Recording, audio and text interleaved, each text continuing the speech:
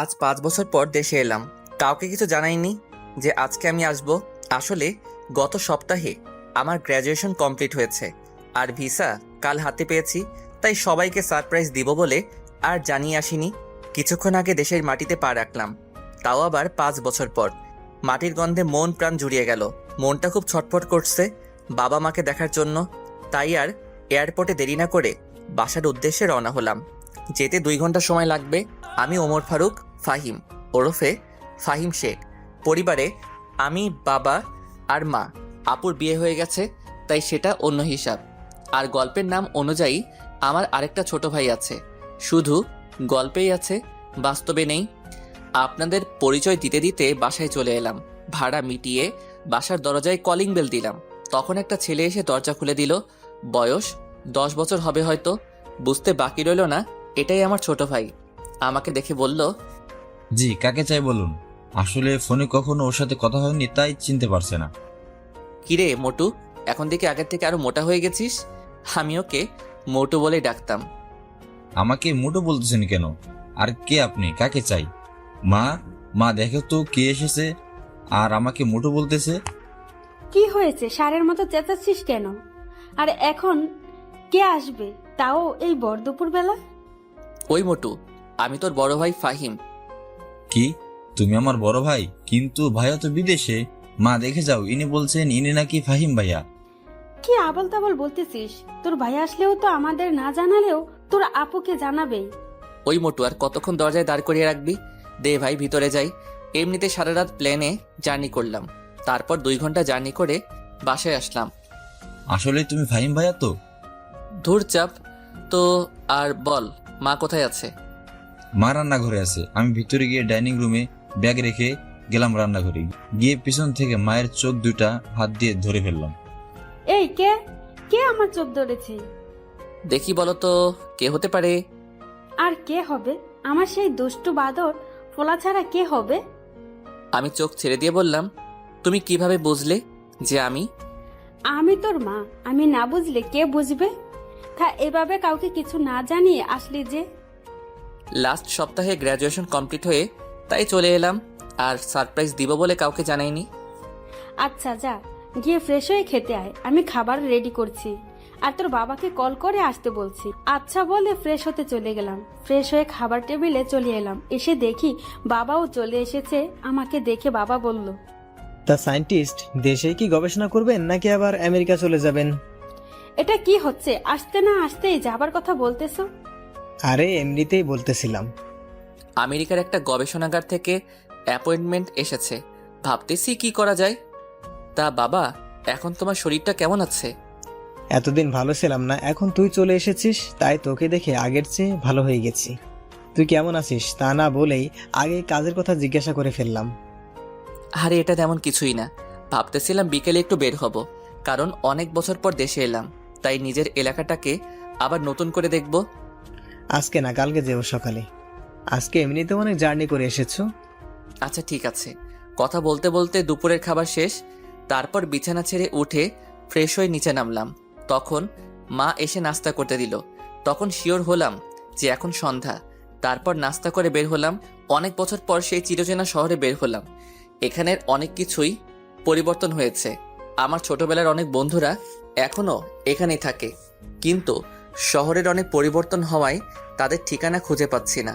তাই আর আজকে কারোর সাথে দেখা করতে যাব না। কিছুক্ষণ ঘোরাঘুরি করে বাসায় চলে এলাম। ভাবতেছি আবার যাওয়ার আগে পর্যন্ত বাবার ব্যবসা দেখাশোনা করব। তাই রাতে খাবার টেবিলে বাবাকে বললাম, বাবা, ভাবতেছি আমিও কাল থেকে অফিস যাব, যতদিন দেশে আছি। আজকে তো মাত্র দেশে আসলি আর কাল থেকে অফিসে জয়েন করার কথা বলতেছিস? তো কি হয়েছে? এমনিতেও বাসায় একা একা ভালো লাগে না। ভালো না লাগলে বিয়ে করে ফেল, লেখাপড়া শেষ করে ফেললি, আর ভালো একটা চাকরিও পেয়েছিস। মা, আমি আসতে না আসতে তুমি আবার বিয়ের জন্য উঠে পড়েছো। এমন করলে কিন্তু আমি আগামী সপ্তাহেই চলে যাব। আরে থাক না, কিছুদিন যাক, তারপর না হয় এই বিষয়ে আলোচনা করা যাবে। তা ফাহিম, সেখানে কি তোর কোনো পছন্দের কেউ আছে নাকি? যদি থাকে তাহলে আমাদের ঝামেলাটা কমে যাবে। ধুর, আমি থাকবোই না এখানে, আগামী সপ্তাহেই চলে যাব। আসলেই কি তুই চলে যাবি? আচ্ছা ভাইয়া, তুমি বিদেশ থেকে কি কি এনেছো সেগুলো তো দেখালে না, আর আমাকে দিলেও না। যা, ভুলে গেছিলাম। খাওয়া শেষ করে দিচ্ছি। এভাবে কথা বলতে বলতে খাবার খেয়ে নিলাম।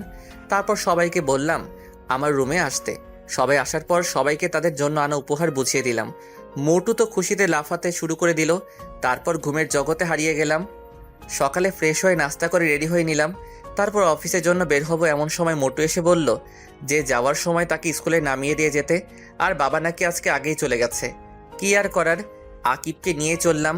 তারপর আকিবকে স্কুলে নামিয়ে দিয়ে অফিসের উদ্দেশ্যে চললাম। গাড়ি চলছে তার আপন গতিতে। হঠাৎ একটা মেয়ে গাড়ির সামনে চলে এলো। আসলে মেয়েটারও কোনো দোষ ছিল না, আমি একটু বেখালি হয়ে পড়েছিলাম, তাই এমন হলো। ভাগ্য ভালো, তাও অ্যাক্সিডেন্ট হয়নি। আমি তার আগে ব্রেক মেরে দিয়েছি। গাড়িটা একেবারে মেয়েটার কাছে গিয়ে থামলো। মেয়েটা ভয় পেয়ে চোখ বন্ধ করে ফেলেছে মনে হয়। তাই আমি তাড়াতাড়ি গাড়ি থেকে নেমে মেয়েটার সামনে গেলাম। গিয়ে জিজ্ঞাসা করলাম, আর ইউ ফাইন? মেয়েটা চুপ করে আছে। তাই আবার জিজ্ঞাসা করলাম, আপনি কি ঠিক আছেন? কোথাও লাগেনি তো আপনার? তখন মেয়েটা চোখ খুলে তাকালো। তখনও কিছু বলল না। তাই আবার জিজ্ঞাসা করলাম, আপনি কি ঠিক আছেন, নাকি কোথাও লেগেছে আপনার? ডাক্তারের কাছে নিয়ে যেতে হবে নাকি? তখন মেয়েটা বলল, না আমি ঠিক আছি, বলে মেয়েটা চলে যেতে লাগলো। আমি পিছন থেকে অনেক ডাকলাম কিন্তু কোনো রেসপন্স করলো না। তাই আমিও আবার গাড়িতে উঠে অফিসের উদ্দেশ্যে চললাম। কিছুক্ষণ পর অফিসে চলে গেলাম। সেখানে গিয়ে দেখি খুব সুন্দর করে অফিস সাজানো, আর সবাই ফুলের তোড়া নিয়ে গেটে নিয়ে দাঁড়িয়ে আছে। আমি গাড়ি থেকে নামা মাত্রই সবাই একে একে এসে আমাকে ফুলের তোড়া দেওয়া শুরু করলো, সাথে স্বাগতম প্লাস অভিনন্দন জানাচ্ছে। এইসব শেষে বাবা এসে বললেন, কি হলো, তোর এত দেরি হলো কেন? আসলে বাবা রাস্তায় একটা সমস্যা হয়েছিল, তাই আসতে একটু দেরি হয়েছে। ও আচ্ছা, ঠিক আছে, আয় সবার সাথে পরিচয় হয়নি, পরে চল আমরা আমার কেবিনে যাই। তারপর একে একে সবার সাথে পরিচিত হয়ে বাবার সাথে তার কেবিনে গেলাম। তারপর বাবা আমাকে কাজ বোঝাচ্ছেন। তারপর পিয়ন এসে কফি দিয়ে গেল। আমি আর বাবা কফি খাচ্ছি আর কাজের বিষয় দেখছি। তখনই বাবা বলল, শোন, আমি কালকে একটা কাজে মালয়েশিয়া যাব 3 দিনের জন্য, আর এই 3 দিন তোকে অফিস সামলাতে হবে। আচ্ছা তা না হয় হবে, কিন্তু কি কাজে যাবে তা তো বলো।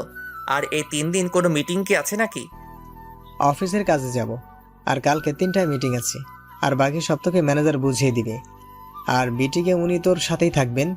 তোর যদি কোনো সমস্যা হয় তাহলে ওনাকে বলবি।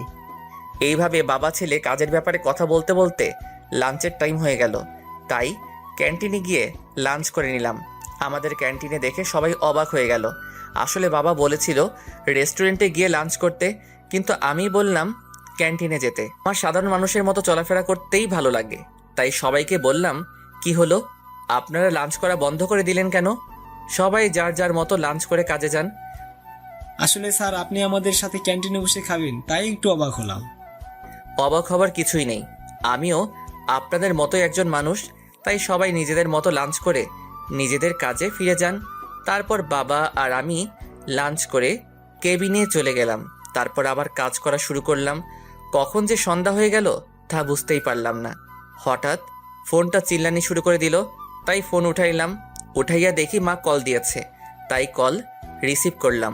পরে মা বলল, কি রে, বাসায় কি আজকে আর আসবি না? মার কথা শুনে আমি ঘড়ির দিকে তাকালাম। তাকিয়ে দেখি 6টা বেজে গেছে। আমি মাকে আসছি বলে কল কেটে দিলাম। অফিস থেকে বের হয়ে গাড়িতে উঠে গাড়ি স্টার্ট করলাম। তখনই আবার ফোন চিল্লানি দেওয়া শুরু করলো। যা বাবা, এখন আবার কল দিল কিল্লাই। কল রিসিভ করার পর বাবা বলল, এই শোন, আমি না আকিবকে তার ম্যাডামের বাসা থেকে আনতে ভুলে গেছি। তুই তো মনে হয় অফিস থেকে বের হয়ে গেছিস, তাই একটু আসার পথে তাকে নিয়ে আসিস। আচ্ছা তুমি ঠিকানা দাও, আমি আসার সময় নিয়ে আসবনি। নিয়ে আসিস, কিন্তু ও একাই আসতে পারতো, কিন্তু রাত হয়ে গেছে তাই তোকে বললাম নিয়ে আসতে। আমি বাবার দেওয়ার ঠিকানায় চলে গেলাম। গিয়ে কলিং বেল বাজালাম। তখন যে দরজা খুলে দিল তাকে দেখে আমি হাঁ হয়ে গেছি। তখন মেয়েটা আমাকে দেখে একটা রাগী ভাব নিয়ে আমার দিকে তাকালো আর জিজ্ঞাসা করলো, আপনি এখানে কেন? আমার পিছু করছেন না তো? আসলে আমার ভাই এখানে প্রাইভেট পড়ে, রাত হয়ে গেছে তাই ওকে নিতে এসেছি।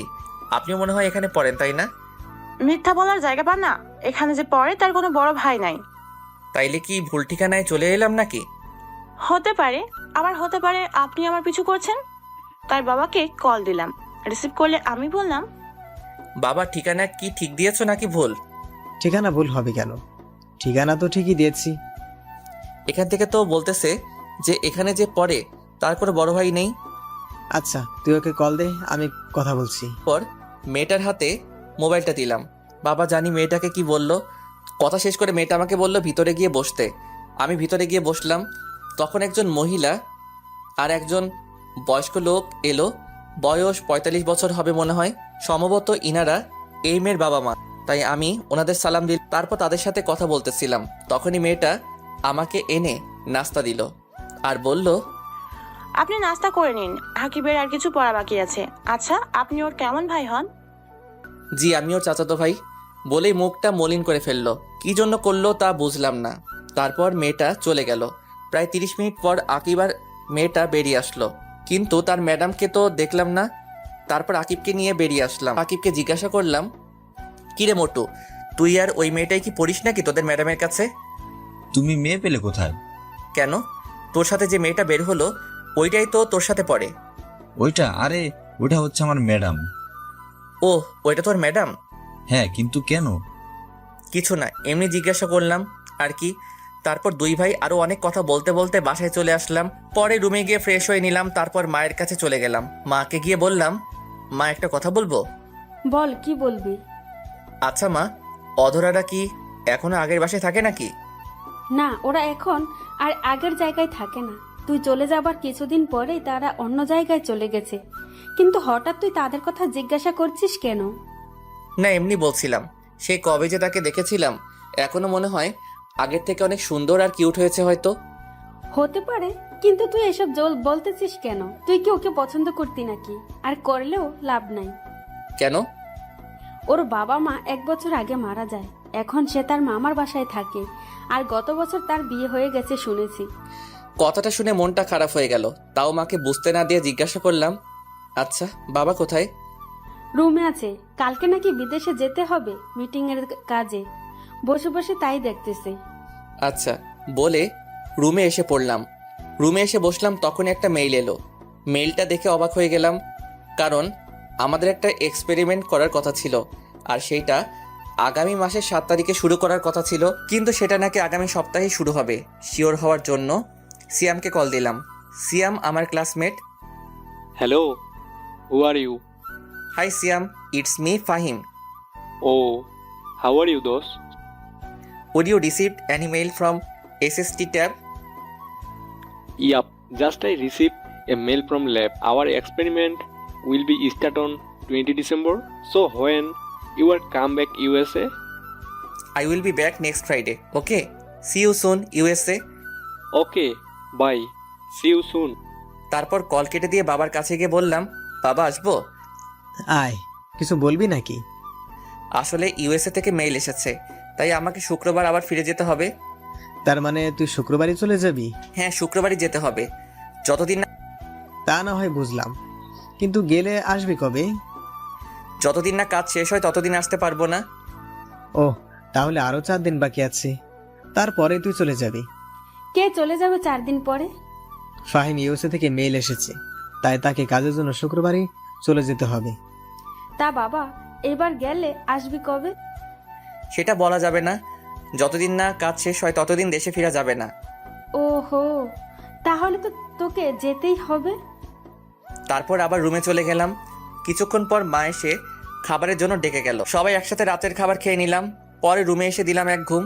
সকালে ঘুম থেকে উঠে ফ্রেশ হয়ে রেডি হয়ে নাস্তার টেবিলে চলে গেলাম। নাস্তা করে বাবাকে এয়ারপোর্ট ড্রপ করে আমি অফিসে চলে গেলাম। সকাল 11টায় একটা মিটিং ছিল, সেটা করে নিলাম। তারপর সিয়ামকে আবার কল দিলাম। হ্যাঁ ফাহিম, বল। আচ্ছা তুই আমার টিকিট কনফার্ম কর, আমি শুক্রবার এয়ারপোর্ট থেকে রিসিভ করে নিব। আচ্ছা, তা না হয় করে দিলাম। তা দোস্ত, মেয়েটা কেমন রে? কোন মেয়ের কথা বলতেছিস? যে আমার বন্ধুটার রাতের ঘুম কেড়ে নিয়েছে। তুই যে কিসব বলতেছিস কিছুই বুঝতেছি না। আচ্ছা এখন বাই, পরে কল দিব। আচ্ছা বাই। কল কেটে দিয়ে আবার অফিসের কাজে মনোযোগ দিলাম। সন্ধ্যায় কাজ শেষ করে বাসায় ফিরলাম। বাসায় ঢোকার সাথে সাথে কিসের সাথে যেন আঘাত লাগলো। খুবই নমনীয় বস্তু, কিন্তু দেয়াল তো শক্ত, এত নরম না। ভাবা বন্ধ করে কি হয়েছে দেখার জন্য সামনে তাকালাম। তাকিয়ে দেখি আকিবের টিচার মাটিতে পড়ে আছে। দেখে মনে হচ্ছে ব্যথা পেয়েছে, তাই আমি ডান হাত বাড়িয়ে দিলাম। মেয়েটা আমার হাত ধরে উঠে দাঁড়ালো। তখনই মা এসে জিজ্ঞাসা করলো, কি রে, এখনো পিছিয়ে আছিস নাকি? এইভাবে কেউ চেঁচায় নাকি? কেন কি নাকি? না, তুমি তো কচি খোকা, আসো তোমাকে ফিটার খাওয়াই। কি রে মা, তুই হাতে ব্যথা পেলে কিভাবে? কিছু হয়নি আন্টি। মা, উনি মনে হয় বের হচ্ছিলেন আর আমি ভিতরে আসছিলাম। তখনই আমি ওনার সাথে ধাক্কা খাই আর উনি পড়ে যায়। আর পড়ে গিয়ে মনে হয় উনি হাতে ব্যথা পেয়েছেন। এত বড় হয়ে গিয়েছিস, এখনো দেখে চলাফেরা করতে পারিস না? দেখ তো, তোর জন্য মেয়েটা কেমন একটা ব্যথা পেয়েছে। আকিব, ফার্স্ট এড বক্সটা নিয়ে আয় তো তাড়াতাড়ি। আন্টি, এর কোনো দরকার নেই। কোনটা দরকার সেটা আমি বুঝবো, তুই চুপ করে বসে থাক। এমনভাবে সেবা করছে দেখে মনে হচ্ছে ছেলের বউয়ের সেবা করছে। ঠিক বলেছিস, ছেলের বউ তো। আমি কখন কি বললাম আবার? আর তোমার কোন ছেলের বউ? কেন, তোর বউ। বললাম। আর ইনাকে তো আমি ভালো করে চিনিও না। ওর নাম হলো ইসরাত জাহান অধরা, আমার ওকে ইসরাত বলে ডাকি। আর ওর সাথেই তোর বিয়ে ঠিক হয়ে আছে। আমি বিয়েই করব না কখনোই। তুই করবি না, তোর বাপ করবে। বাবাকেই করাও, তাইলে তোমার একটা সতীন হবে। দাঁড়া হতচ্ছাড়া, দেখছি বিয়ে কিভাবে না করিস। আন্টি, আমি গেলাম। আরে কই যাস? নাস্তা করে যা, আমি এখনই এনে দিচ্ছি। আর রাতের খাবার না খেয়ে তোকে যেতে দিব ভাবলে কিভাবে? আন্টি, আজকে না, অন্য একদিন। এখন থেকে তো আকিবকে এখানে এসেই পড়াবো। সেটা পরে দেখা যাবে, এখন বস, রাতের খাবার খেয়ে যাবি। আর আমি এখন নাস্তা এনে দিতেছি, বস। তুই এখনো দাঁড়িয়ে আছিস কেন? যা গিয়ে ফ্রেশ হয়ে নে। যাচ্ছি। এমন করলে তো এখানে টিকাই যাবে। আমি কালকে চলে যাব, তখন দেখবো করে আমার সাথে এমন করো। যেদিনই যাস, যাওয়ার আগেই তোকে বিয়ে করাবো। সেটা দেখা যাবে না। আমি বিয়ে করব না মনের মতো কাউকে যতক্ষণ না পাই। আমিও দেখে নিব কি করে তুই বিয়ে না করিস। ইসরাত বিয়ের কথা শুনে মনে হয় লজ্জা পেয়েছে, মুখ পুরো লাল হয়ে গেছে। আমি গিয়ে ফ্রেশ হয়ে নিলাম। পরে আকিবের কাছে গেলাম, গিয়ে বললাম, কিরে মোটো, কি করিস? কি আর করবো, ম্যাডাম যা পড়া দিয়েছে সেগুলো পড়তেছি। ম্যাডাম কি চলে গেছে নাকি? কেন, ম্যাডাম চলে গেছে কিনা জানতে চাইছিস? একটু টিভি দেখতাম আর কি। একটা নতুন কার্টুন হচ্ছে, সেটা দেখতে হবে, তাই জিজ্ঞাসা করলাম। না আম্মু, তোর ম্যাডামকে নাকি তোর বউ করবে তাই বসিয়ে রেখেছে। আমার বউ না, তোমার বউ বানাবে। আর এটা হচ্ছে অধরা আপু, যাকে তুমি ভালোবাসো। আমি ভালোবাসি কি যা তা বলছিস এসব? কে কিসব বলতেছে? কই কিছু না তো। বলছিলাম কি, বিয়েটা যখন করতেই হবে তাহলে কালকেই করে নেই। চাইতেছিলাম বউকে একেবারে সাথে করে নিয়ে যাব। কিছুক্ষণ আগেই না বললি বিয়ে করবি না, এখন বলছিস বিয়ে করবি, বউকে সাথে নিয়ে যাবি? কিছুই তো বুঝতে পারছি না। আসলে মা, ভাইয়া পুরোটা বলার আগেই আমার মুখ চেপে ধরাল। বড়দের মাঝখানে কথা বলতে নেই, মোটো সেটা কি জানিস না? তুই ওকে আটকালি কেন? আকিব কি বলছিলি বলতো? আমি ওকে চোখের ইশারায় না বলতে বলে মুখ ছেড়ে দিলাম। কিছু না মা, আসলে ভাইয়া চাইছিল চলে যাবে, আর তুমিও তো বললে ভাইয়াকে যেভাবে হোক বিয়ে করাবে, তাই। সত্যি তো? মিথ্যা কেন বলবো তোমার সাথে? তাহলে কি কালকেই বিয়ের ব্যবস্থা করবে নাকি? জি না, এখন আর আপনাকে বিয়ে আপনি যাওয়ার আগে করানো যাবে না। আগে আমাকে জানতে হবে কি জন্য এই সময়ের মধ্যে আপনি রাজি হয়ে গেছেন। ধুর, ভাল লাগে না। আমি কালকেই চলে যাব বলে সিয়ামকে কল দিলাম। হেই সিয়াম, listen, I will be back on first flight tomorrow. So you confirm the ticket and let me know. Okay, I will let you know by cutting the trick. Okay bye বলে call কেটে দিলাম। পরে রুমে গিয়ে packing করে নিলাম। তারপর সন্ধ্যার নাস্তা করে রুমে চলে এলাম। এসে বাবাকে কল দিয়ে জানিয়ে দিলাম যে আমি কালকেই চলে যাব। বাবা জানতে চেয়েছিল কি হয়েছে, আমি কিছুই বলিনি। তারপর হালকা একটা ঘুম দিলাম। মায়ের ডাকে ঘুম ভাঙলো। ঘুম থেকে উঠে ফ্রেশ হয়ে রাতের খাবার খেয়ে নিলাম। খাবার খেয়ে নিয়ে রুমে এসে বসেছিলাম। এমন সময় সিয়াম কল করে জানালো যে কাল সকাল 10টায় ফ্লাইট। আমি বললাম আচ্ছা ঠিক আছে। তারপর মা এসে বলল, এই শুন। বলো কি বলবা? আর একটা কথা, কালকে সকালে আমি চলে যাব, 6টায় বাসা থেকে বের হব। সত্যি তুই চলে যাবি? তা গেলে যাবি, তাতে কার কি আসে যায়? যা বলতে এসেছিলাম, আকিবের ম্যাডামকে বাসায় দিয়ে আয়। অনেক রাত হয়ে গেছে, তার উপর একটা মেয়ে এসে রাস্তায় যদি কিছু হয়ে যায় তাই তুই তাকে বাসা পর্যন্ত দিয়ে আয়। আমি যেতে পারবো না, ড্রাইভারকে বলো দিয়ে আসতে। ড্রাইভার তো চলে গেছে। এখন কয়টা বাজে? ড্রাইভার চলে গেছে? এখন রাত 11টা বাজে। আর কোনো কথা না বলে ওকে দিয়ে আয়, না হলে এই ঘরে তোর কোনো জায়গা হবে না। কি আর করার, এক প্রকার বাধ্য হয়েই অধরাকে নিয়ে গেলাম। রাস্তায় যাওয়ার সময় একটা কথাও বলেনি। তারপর ওকে ড্রপ করে বাসায় চলে এলাম। তারপর ফ্রেশ হয়ে দিলাম এক ঘুম। সকালে ঘুম থেকে উঠে ফ্রেশ হয়ে লাগেজটা গুছিয়ে নিলাম। রাতেই গোছানো ছিল, কিন্তু কিছু জিনিস গোছানোর বাকি ছিল, সেগুলো গুছিয়ে নিলাম। তারপর রেডি হয়ে ড্রাইভারকে কল দিলাম গাড়ি বের করার জন্য। তারপর বেরিয়ে পড়লাম। 9টার সময় ফ্লাইট। আজ আকিবের বন্ধ, তাই তাকে সাথে করে নিয়ে এসেছি। আর বাবার ফ্লাইটও সকাল 11টায় ল্যান্ড করবে, তাই সে বাবার সাথে চলে যাবে। আর গাড়ি তো আছেই। তারপর আকিবের কাছ থেকে বিদায় নিয়ে এয়ারপোর্টের ভিতরে প্রবেশ করলাম। ভিতরে গিয়ে সব ঝামেলা শেষ করে নিলাম, সাথে টিকিটও কালেক্ট করে নিলাম। আর এয়ারপোর্টে ঢোকার আগে আকিবের কাছে একটা গিফট দিয়ে এসেছি। বলেছি এটা অধরাকে দিয়ে দিতে, আর মাকে যেন কিছু না জানাই। তারপর প্লেনে গিয়ে বসে পড়লাম। এখন 9টা 30 বাজে। এখন শুধু অপেক্ষা কখন প্লেন ছাড়বে। প্রায় 40 মিনিট পর প্লেন তার গন্তব্য এর উদ্দেশ্যে রওনা দিল। দীর্ঘ জার্নি করার পর আমেরিকা পৌঁছে গেলাম। তারপর এয়ারপোর্ট থেকে ট্যাক্সি নিয়ে ফ্ল্যাটের উদ্দেশ্যে রওনা দিলাম। ফ্ল্যাটে পৌঁছে গিয়ে কলিং বেল বাজালাম। সিয়াম এসে দরজা খুলে দিল। ভিতরে গিয়ে ফ্রেশ হয়ে নিলাম। তারপর বাসায় কল দিয়ে জানিয়ে দিলাম যে আমি এখানে পৌঁছে গেছি। জানিয়ে একটা ঘুম দিলাম, কারণ এখানে এখন সকাল আর বাংলাদেশে রাত, তাই কিছুদিন সমস্যা হবে। আমি ঘুমিয়ে যাওয়ার পর সিয়াম শপিং মলে চলে গেল। শপিং থেকে খাবারের সব জিনিস নিয়ে এলো। আসলে এখানে সিয়াম তার বউয়ের সাথেই থাকে। গত সপ্তাহে ওদের বিয়ে হয়েছে। আমি যাওয়ার আগেই ওদের বিয়েটা করিয়ে দিয়ে যাই, কিন্তু তাদের বিয়েটা ফ্যামিলিগতভাবেই হয়। সিয়ামের বউয়ের নাম হচ্ছে অরিন। তারা এখানেই থাকে, কিন্তু তারা বাংলাদেশি। কি করে এটা হলো ভাবছেন তো? তাহলে চলুন শুরু থেকে বলি। ফ্ল্যাশব্যাক। 5 বছর আগে আমার সায়েন্টিস্ট হওয়ার স্বপ্ন পূরণ করার জন্য একটা স্কলারশিপের আবেদন করি, আর কিছু মাস পরে সেটা পেয়েও যাই। আর সেটা আমেরিকার ছিল, তাই এই সুযোগ হাতছাড়া করতে চাইনি। তারপরে আমি আমেরিকা চলে আসি আপনজনদের ছেড়ে। এখানে এসে তেমন কাউকে চিনতাম না, ভার্সিটির হলেও জায়গা ছিল না। তখনই আমার সিয়ামের সাথে দেখা হয়। তারপর সিয়ামের সাথে আমার প্রবলেমটা শেয়ার করার পর সে বলে তার সাথে থাকতে। তার সাথে তার আরেক বন্ধু থাকে, তার নাম মেঘ। তারপর থেকে আমরা একসাথে থাকি। আর সিয়ামের বউ হচ্ছে আমাদের বাড়িওয়ালার মেয়ে। আর ভার্সিটি থেকেই এদের রিলেশন।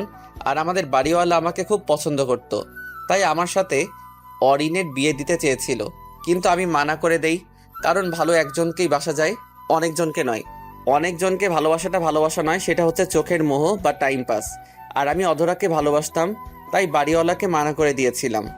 অনেক কষ্টে বাড়িওয়ালাকে রাজি করিয়েছিলাম অরিন আর সিয়ামের বিয়ে দিতে। তাদের বিয়ের পর আমিও চলে যাই দেশে।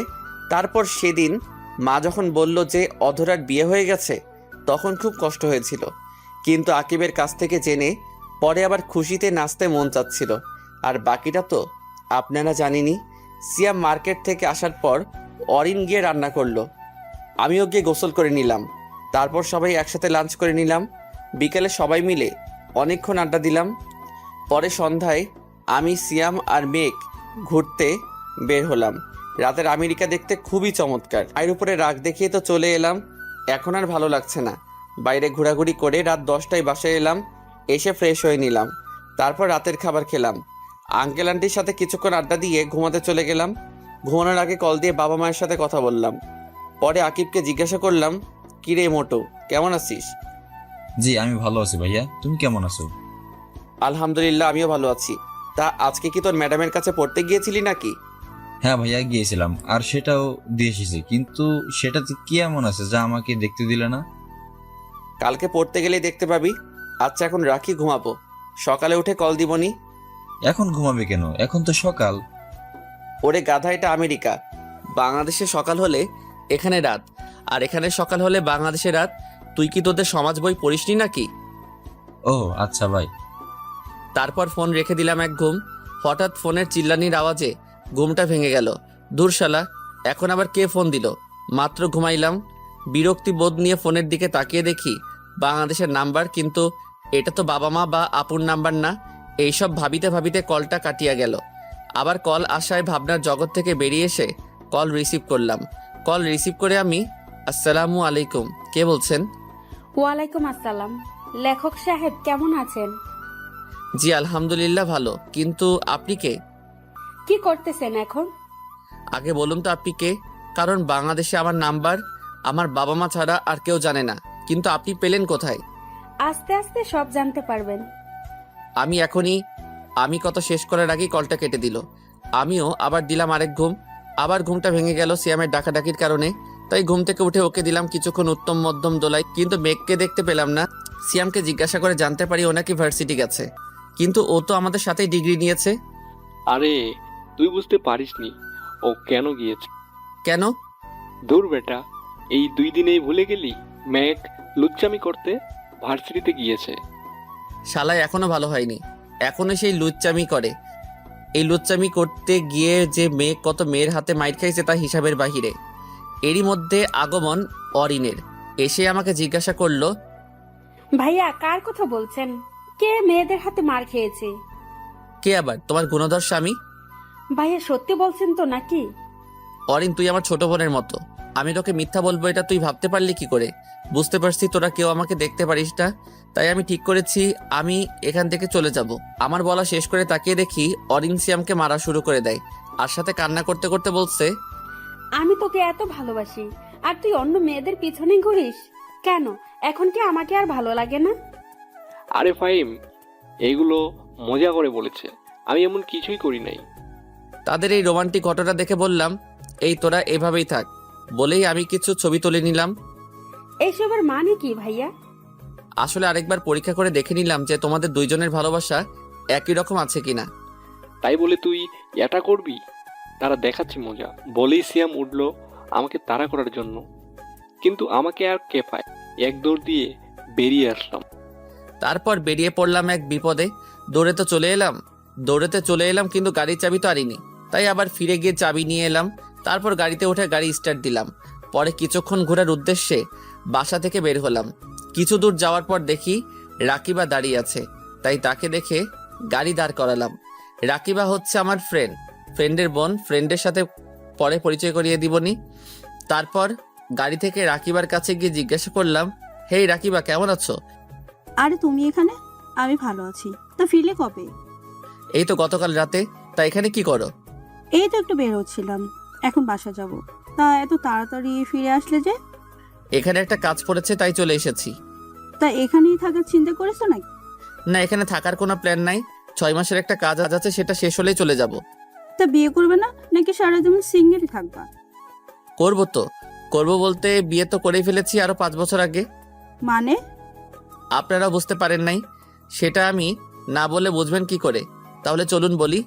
আসলে এখানে আসার আগেই আমার আর অধরার বিয়ে দিয়ে দিয়েছিল আমাদের পরিবার, কিন্তু সেটা আমি আর অধরা জানতাম না। যেদিন বাসায় যাই সেদিনই জানতে পারি বাবার থেকে যে আমার আর অধরার আগে বিয়ে হয়ে গেছে। শুধু আমার সেটেল হওয়ার জন্য আগে আমাদের জানাই নাই। এখন আমার পড়ালেখা শেষ প্লাস জবও করি, তাই বলে দিয়েছে। আর মা চেয়েছিল আমি এখানে ব্যাক করার আগে অনুষ্ঠান করে অধরাকে বাড়িতে আনি। মা মনে করেছিল যে আমি বিয়ের বিষয়ে জানি না, তাই মা বলেছিল যে আকিবের টিচারকে বিয়ে করতে হবে। আশা করি সবাই বুঝতে পারছেন, সাথে রাকিবাও বুঝে গেছে। ও, তাহলে তো একটা ট্রিট পেতেই পারি।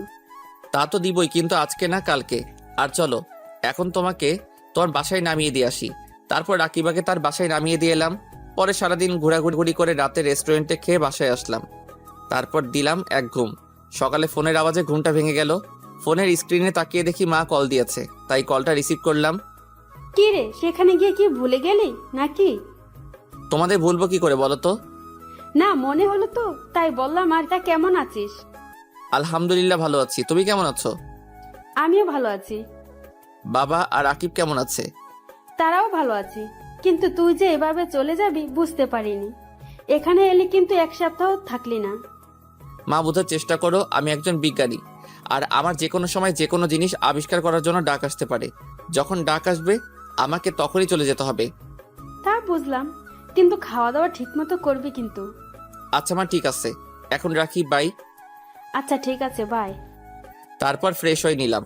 দেখি নাস্তার টেবিলে সবাই অপেক্ষা করছে আমার জন্য। তখন আমিও গিয়ে বসে পড়লাম তাদের সাথে। তখন আঙ্কেল জিজ্ঞাসা করলো, বাবা, তোমাদের এক্সপেরিমেন্ট কবে থেকে শুরু হবে? জি আঙ্কেল, এই তো শুক্রবারে শুরু হবে। তা ততদিন কি তোমাদের সেখানে থাকতে হবে নাকি? জি আঙ্কেল, আমাদের সেখানেই থাকতে হবে। আর একটা কথা আঙ্কেল, আজকে রাতে একটা পার্টি দিতে চাই আপনার বাগানে, যদি আপনার কোনো আপত্তি না থাকে। এতে আপত্তি থাকার কি আছে? তোমাকে আমি বলেছি না, এটাকে তুমি তোমার নিজের বাড়ি ভাবতে পারো। ধন্যবাদ আঙ্কেল, তাহলে আমি আয়োজন শুরু করি। আর হ্যাঁ, আপনাদেরও কিন্তু থাকতে হবে। তা না হয় থাকবো, কিন্তু পার্টিটা কিসের সেটা তো বলো। সেটা সারপ্রাইজ। আচ্ছা বাবা, তাহলে থাক। আর দরকার পড়লে বলিও, আমরাও তোমাকে সাহায্য করব। তা তো করতেই হবে, সব রান্না আন্টি আর অরিনকেই করতে হবে। কি, আমাকে রান্না করতে হবে? জি ম্যাডাম, করতে হবে। আচ্ছা ঠিক আছে, কিন্তু কয়জন আসবে? বেশি না, আমরা যতজন বন্ধু আছি তারাই, আর তাদের সাথে শুধু সাব্বিরের বোন আসবে। আর শুনো, সব কিন্তু বাঙালি খাবার রান্না করতে হবে। ও, তাহলে তো কোনো ব্যাপারই না। ঠিক আছে, বাঙালি রান্নাই করব। তাহলে আমি ইভেন্ট ম্যানেজমেন্টের লোকের সাথে কথা বলতেছি, আর সিয়াম তুই সবাইকে কল করে জানিয়ে দে। আচ্ছা। তারপর আমি ইভেন্ট ম্যানেজমেন্টের লোকদের কল করে আসতে বললাম। কিছুক্ষণ পর এসে তারা তাদের কাজ শুরু করে দিল, আর সন্ধ্যা পর্যন্ত তারা তাদের কাজ করলো। তারপর একে একে সবাই আসা শুরু করলো, আর আমি গিয়ে সবার সাথে কুশল বিনিময় করে নিলাম। তখন সবার মুখে শুধু একটাই কথা, সারপ্রাইজটা কি? তখন আমি বললাম, অ্যাটেনশন গাইস, অপেক্ষার প্রহর শেষ। জানি আপনারা সবাই অধীর আগ্রহে আছেন যে কী কারণে আজকের এই পার্টিটা। হ্যাঁ, আমরা সবাই জানতে আগ্রহী, তাড়াতাড়ি বলো। আজকের পার্টিটা হচ্ছে আমার বিয়ে উপলক্ষে। কি, তোর বিয়ে? হ্যাঁ রে দোস্ত, এটা আমার বিয়ের পার্টি। আর বিয়েটা আমাদের কাজ শেষ হলেই হবে। তারপর সবাই আগ্রহী হয়ে গেল মেয়েটাকে তা জানার জন্য। আমি সবাইকে বলে দিলাম যে বিয়ের সময়ই তারা তাকে দেখতে পাবে। তখন সিয়াম বলল, দূর বেটা, এখন নাম বললে কি এমন হয়ে যাবে? বিয়ের দিন নাম জানলে কি এমন হয়ে যাবে? তারপর সবাই মিলে পার্টিতে অনেক মজা করলাম। পরে সবাইকে বিদায় জানিয়ে চলে এলাম। তারপর দিলাম এক ঘুম।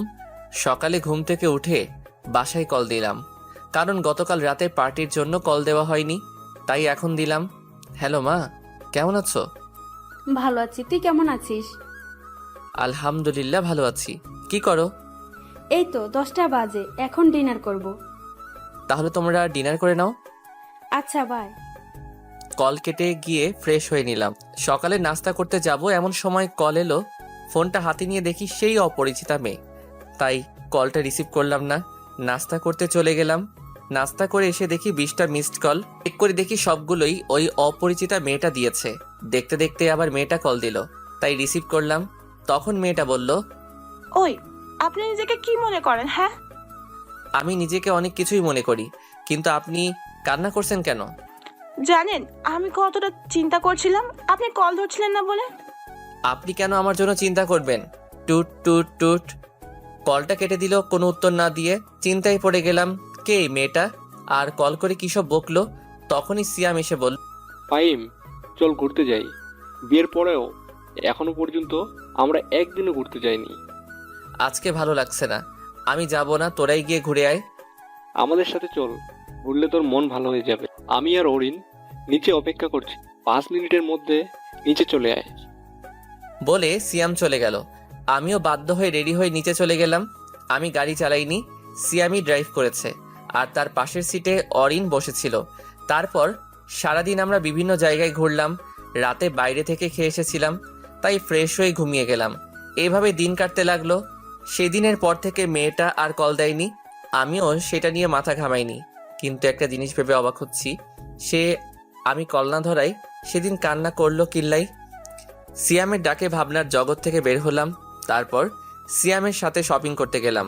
কাল থেকে এক্সপেরিমেন্ট শুরু হবে, যতদিন লাগে এক্সপেরিমেন্ট শেষ হতে ততদিন সেখানে থাকতে হবে, আর ততদিন কারোর সাথে যোগাযোগ করা যাবে না। সারাদিন শপিং আর ঘোরাঘুরি করে রাতে বাসায় ফিরলাম।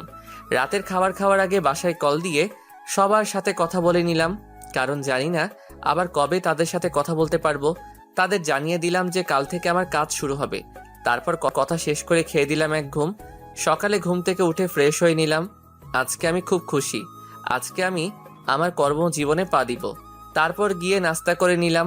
ফোনটা বন্ধ করে বাসায় রেখে নিলাম, কারণ সেখানে আমি সবাইকে বলে দিয়েছি কেউ যেন ফোন নিয়ে না যায়। আমি চাই যত তাড়াতাড়ি সম্ভব কাজটা শেষ করতে, প্লাস সবাই যেন শুধু কাজেই মনোযোগ দেয়, কারণ কাজটা খুব ইম্পর্টেন্ট। একটু ভুল হলে সব শেষ। তারপর আমি, সিয়াম আর অরিন বেরিয়ে পড়লাম এসএসটি ল্যাবের উদ্দেশ্যে। ল্যাব থেকেই গাড়ি পাঠানো হয়েছিল। গাড়িতে উঠে দেখি শান্ত প্লাস আমার বাকি বন্ধুরাও আছে। আসলে এই প্রজেক্টে শুধু আমরা বন্ধুরাই, আর সাথে কিছু আমেরিকার ফ্রেন্ড। তাদের সাথে কথা বলতে বলতে আমরা ল্যাবে পৌঁছে গেলাম। ল্যাবরেটরিটা অনেক বিশাল জায়গা নিয়ে বানানো। যখন এই প্রজেক্টের কাজের জন্য অফার পাই তখনই এই ল্যাব ঘুরে দেখার জন্য আমন্ত্রণ জানিয়েছিল, কিন্তু দেশে যাওয়ার চক্করে আর ঘুরে দেখা হয়নি। ফ্রেশ হয়ে সম্পূর্ণ ল্যাব ঘুরে দেখলাম, তারপর নিজেদের কাজ বুঝে নিলাম। তারপর সারাদিন ল্যাব ঘুরে দেখলাম। রাতে খেয়ে যে যার রুমে গিয়ে ঘুমিয়ে পড়লাম, কারণ কাজ কালকে থেকে শুরু হবে। সকালে ঘুম থেকে উঠে ফ্রেশ হয়ে নাস্তা করে কাজে লেগে পড়লাম। 12টা পর্যন্ত কাজ করলাম। পরে গিয়ে গোসল করে দুপুরের খাবার খেয়ে নিলাম সবাই একসাথে। খেয়ে আবার এক্সপেরিমেন্টের কাজে লেগে পড়লাম। রাত 8টায় কাজ শেষ করে রাতের খাবার খেয়ে দিলাম এক ঘুম। এভাবেই কেটে গেল 6 মাস। এখন যদি কেউ আমাকে দেখে তাহলে নির্ঘাত পাগল বলবে, কারণ চুল দাড়ি সবই অনেক বড় বড় আছে। আজকে আমাদের এক্সপেরিমেন্টের শেষ ট্রায়াল হবে। যদি সফল হই তাহলে কালকে এখান থেকে মুক্তি পাবো।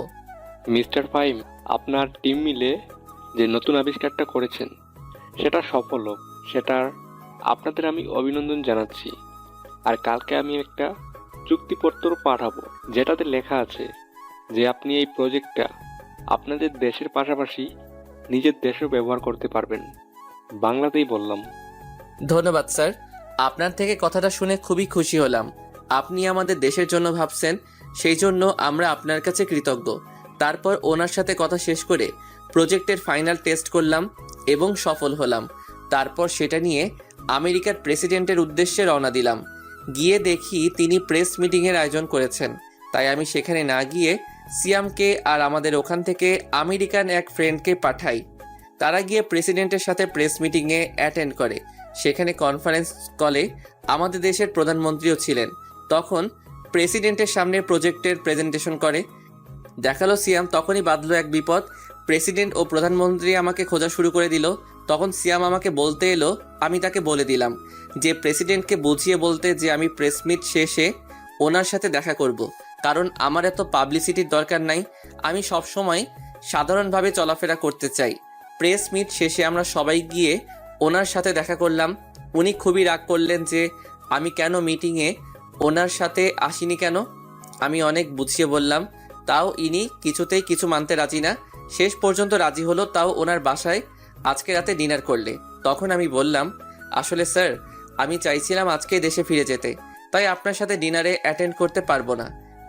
সমস্যা নাই, তাহলে আজকে লাঞ্চ করবে আমার সাথে, এরপরে আর কোনো কথা বলবে না। আর ফ্লাইট নিয়ে তোমাদের চিন্তা করতেই হবে না, আমাদের দেশে এয়ারফোর্স গিয়ে তোমাকে দিয়ে আসবে। কি আর করার, বাধ্য হয়ে রাজি হয়ে গেলাম। তারপর ওনার থেকে বিদায় নিয়ে প্লাস সবাইকে বিদায় দিয়ে বাসায় চলে এলাম। বাসায় এসে পার্লারে চলে গেলাম চুল দাড়ি ছোট করার জন্য, না হলে মানুষ দেখলে পাগল বলবে। পার্লার থেকে এসে গোসল সেরে রেডি হয়ে নিলাম। তারপর ফোনটা অন করলাম।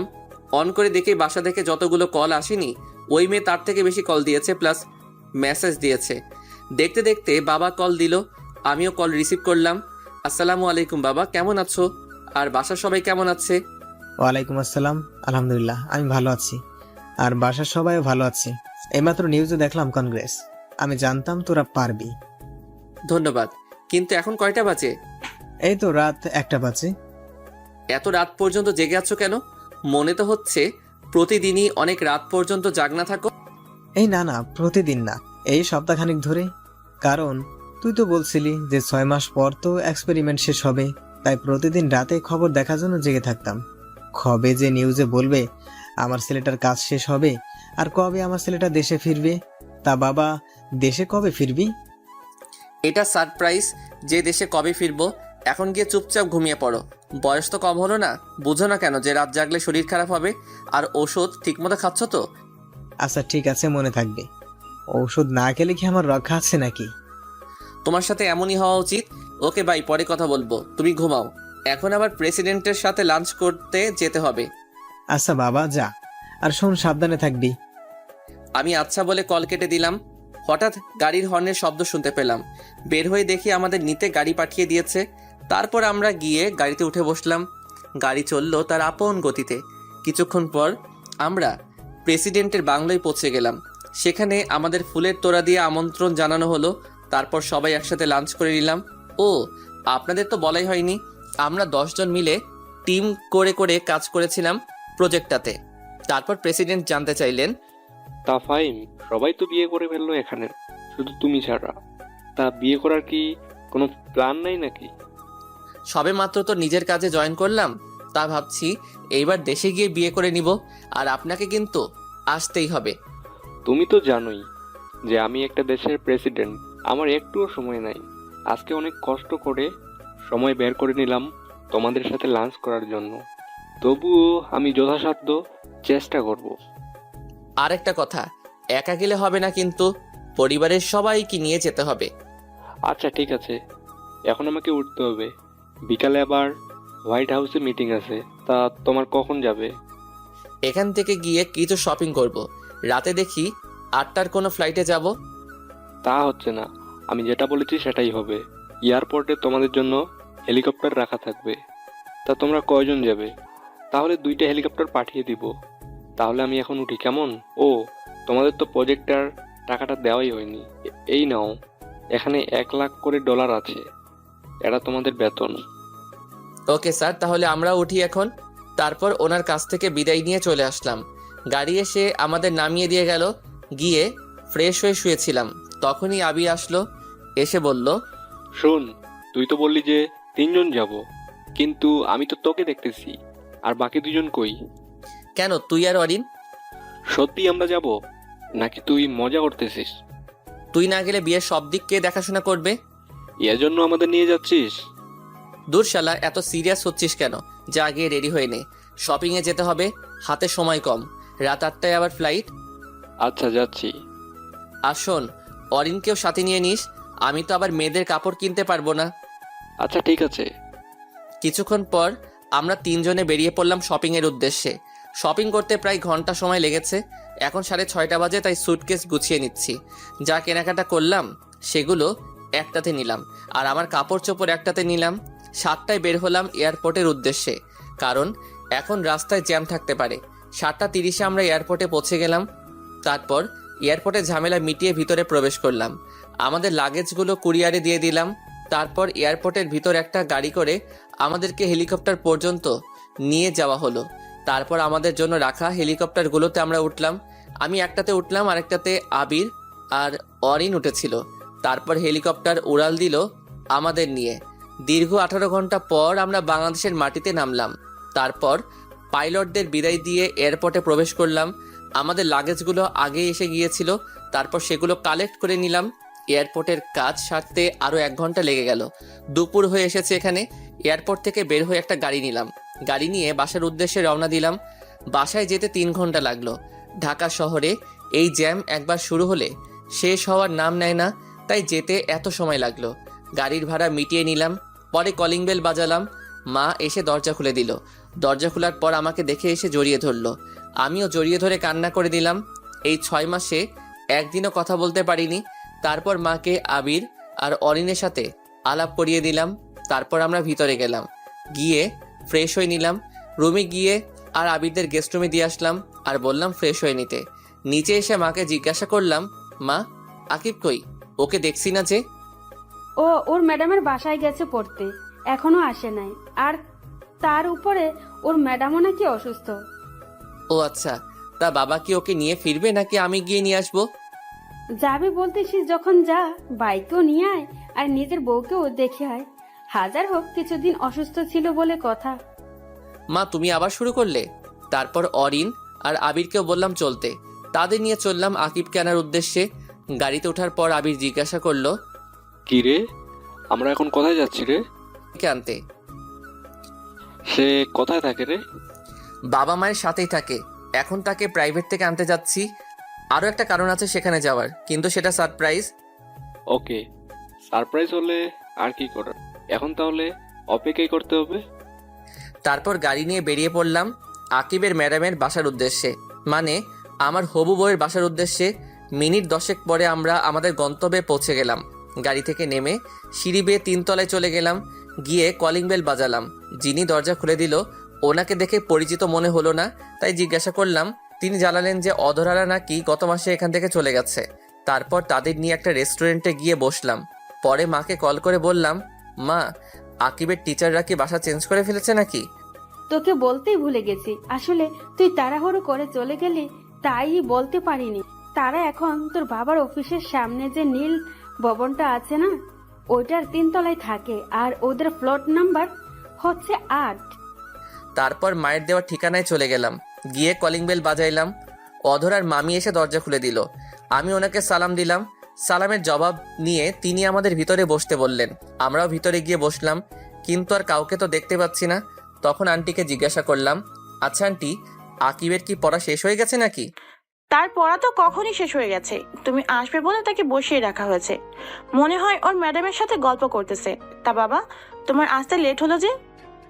আসলে আন্টি আমি আজকেই ফিরেছি তো, আর আমি জানতাম না যে আপনারা বাসা চেঞ্জ করেছেন। আমি আপনাদের আগের বাসায় গিয়ে জানতে পারি যে আপনারা বাসা চেঞ্জ করেছেন। পরে মায়ের কাছ থেকে ঠিকানা নিয়ে এখানে আসলাম, তাই লেট হয়ে গেছে। ও কথা বলতে বলতে তো এগুলোই দেওয়া হলো না। আন্টি, এগুলো নিন। এগুলোতে কি আছে? আজকে আমি এসেছি তো, তাই সকলের জন্যই কিছু উপহার এনেছি। আসলে গতকাল একেবারে বেতন পেয়েছিলাম তো। এসবের কি কোনো দরকার ছিল নাকি?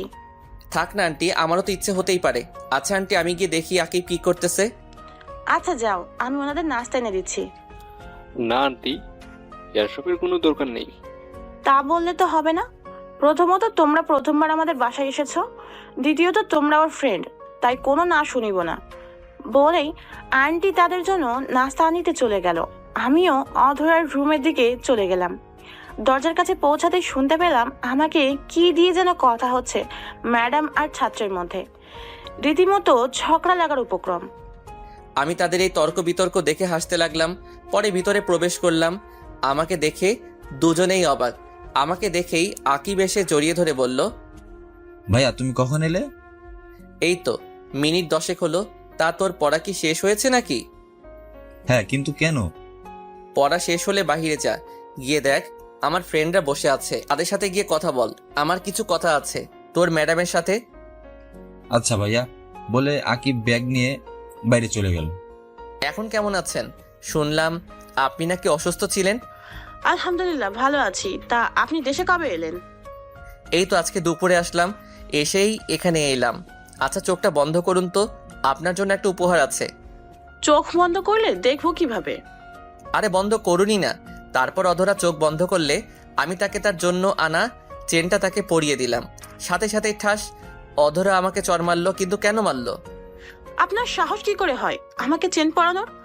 আপনি কি জানেন না প্রাপ্তবয়স্ক ছেলে কোনো প্রাপ্তবয়স্ক মেয়ের শরীর ছোঁয়ার কোনো অধিকার নেই বিয়ের আগে? চেনটাই তো পরিয়ে দিলাম, এতে এত রিয়েক্ট করার কি আছে? এটা আমেরিকা নয় যে যা ইচ্ছা তাই করা যাবে। এখানে একটা মেয়ে একটা ছেলের হাত ধরে হাঁটলেও মেয়েটাকে দোষী করা হয়, আর সেখানে আপনি। আচ্ছা সরি।